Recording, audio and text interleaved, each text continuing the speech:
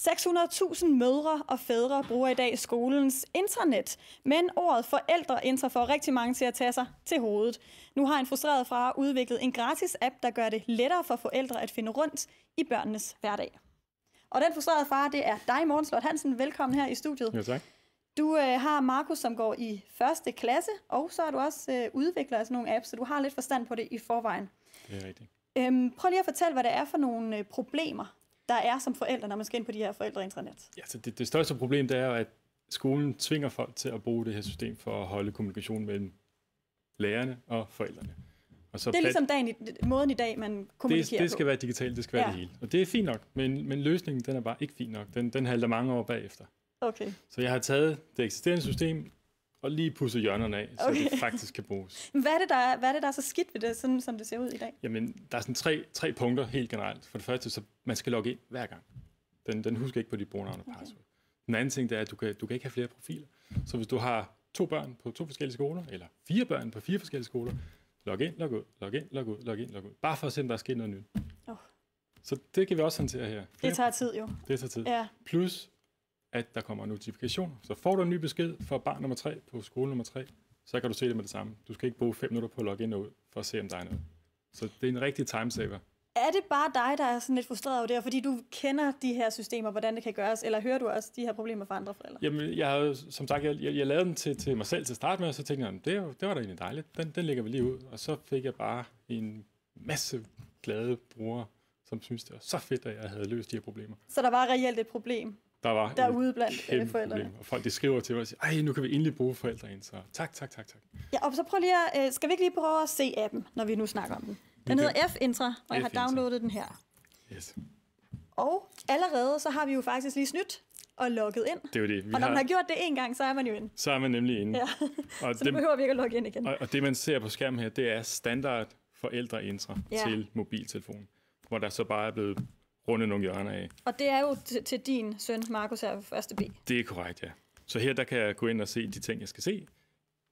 Men hvis jeg nu havde fået nogle beskeder, så vil jeg få en notifikation, så jeg behøver ikke at gå hen. Altså hvilket er det her, der er en eller anden, der siger pling, og så kommer der en... Lige præcis. Ligesom når man får en e-mail eller en sms. Ja. Og man kan have flere profiler, så jeg kan skifte mellem skolerne igen, uden at skulle logge ind. Og en helt banal ting, hvis jeg skal skrive en besked til hele klassen, så ligger den 5 eller 6 klik væk. Ja. Og så har vi lavet en masse forskellige genveje herude. Okay. Så med et klik, så kan jeg komme til den side, hvor jeg skal skrive til klassen.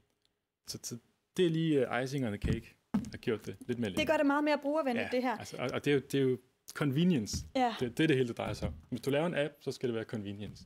Og det var det ikke før. Det er det så nu. I hvert fald nemmere. Men det, som det her hedder, og nu må du lige hjælpe mig, hvis det er forkert, det er, at det er en wrapper, som lægger sig, som du også siger, rundt om et eksisterende system og retter op på manglerne. Lige præcis. Kan du prøve at forklare lidt mere om, hvordan det fungerer? Ja, altså uden det bliver alt for teknisk. Ja. Som sagt, det vi ser her, det er selve webdelen. Så hvis jeg tager min mobiltelefon og går ind på mobilintra, så får jeg det her. Så det er det samme, de andre forældre, som ikke har den her, lige præcis. Ja. Der bliver jeg bare bedt om at logge ind hver gang. Okay. Og jeg får ikke nogen notifikationer, og hvis jeg skal tjekke mine andre skoler, så skal jeg også logge ind der.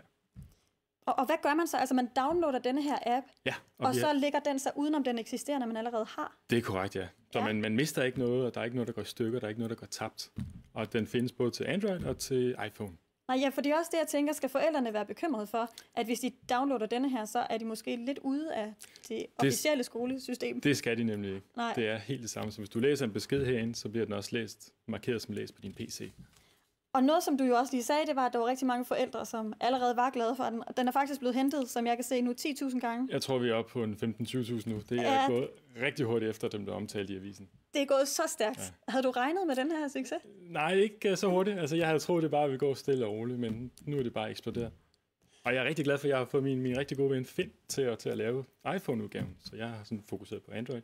Så vi to, der laver det her. Okay, så den findes på alle de her forskellige platforme. Ja. Dem, der hedder ITS Learning, så jeg tror nok, det er det, de hedder, de ejer jo det, der hedder skoleintra, som er dem, der laver dem. Og de siger jo, at de er ved at udvikle en ny en. Ja. Så der er slet ikke behov for det her. Det er jo det. Tror du på, at de kan rette op på den synkende skude, de har lige nu? Altså, jeg håber, men altså, jeg frygter desværre det værste, fordi de skrev, at de har et budget på nogle millioner, eller de har kastet millioner af kroner efter det. Og hvis man ved, hvad det koster at lave apps i vores dage, så kommer man ikke langt med flere millioner, fordi de er jo nødt til at lave til alle 3 platforme, Android, iPhone og Windows Phone. lave hele deres backend om. Så jeg frygter bare, at der kommer et eller andet middelmådigt produkt. Så. Men i hvert fald indtil da, og måske også efterfølgende, så kan man jo lige wrappe den, de har lavet ind i dit system her. Så bliver det meget nemmere. Så bliver man gladere. Nu kan det være, der kommer lidt flere downloads, nu når vi har omtalt den her. Det er i hvert fald meget, meget smart og meget, meget nemt. Ja. Tusind tak, fordi du kom og fortalte om den. Godt. Hej. Hej.